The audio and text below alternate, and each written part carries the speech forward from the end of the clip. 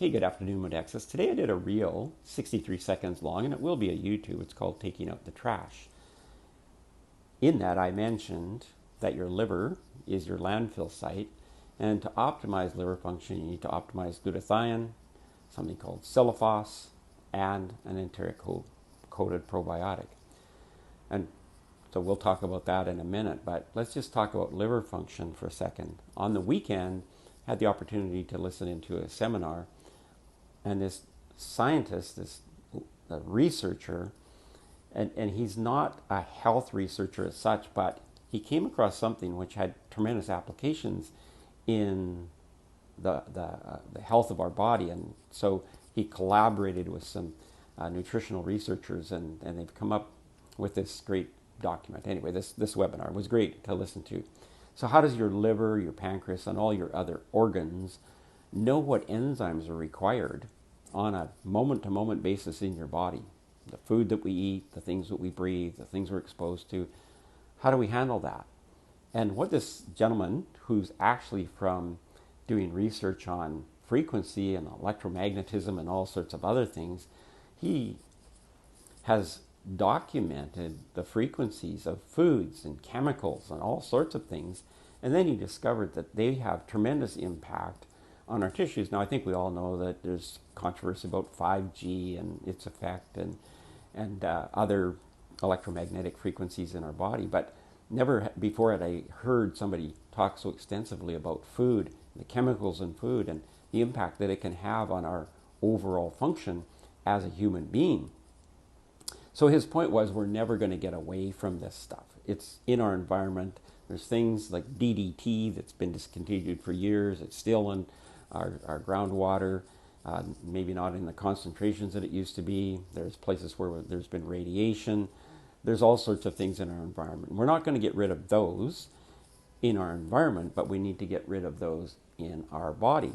And you know what? Often I see an advertisement for a 7-day liver cleanse or a kidney cleanse. Well, our body actually does a cleanse every day. It's constantly cleansing, mostly at night, where our body does go into ketosis. It's a natural process where it starts to break down fat. In that fat is where most of these toxins and things that our body doesn't need is held. And so it's up to our liver to excrete these things. So I mentioned in the video that we do it through glutathione, silifos, and an enteric-coated probiotic.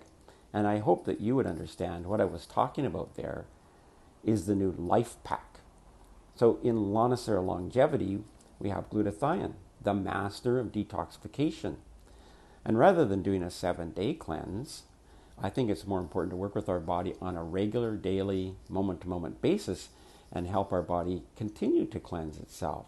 And that's the natural way that our body does that every night, every day, that we're doing that. So it has glutathione, it has the silifos being a combination of silymarin and phosphatidylcholine.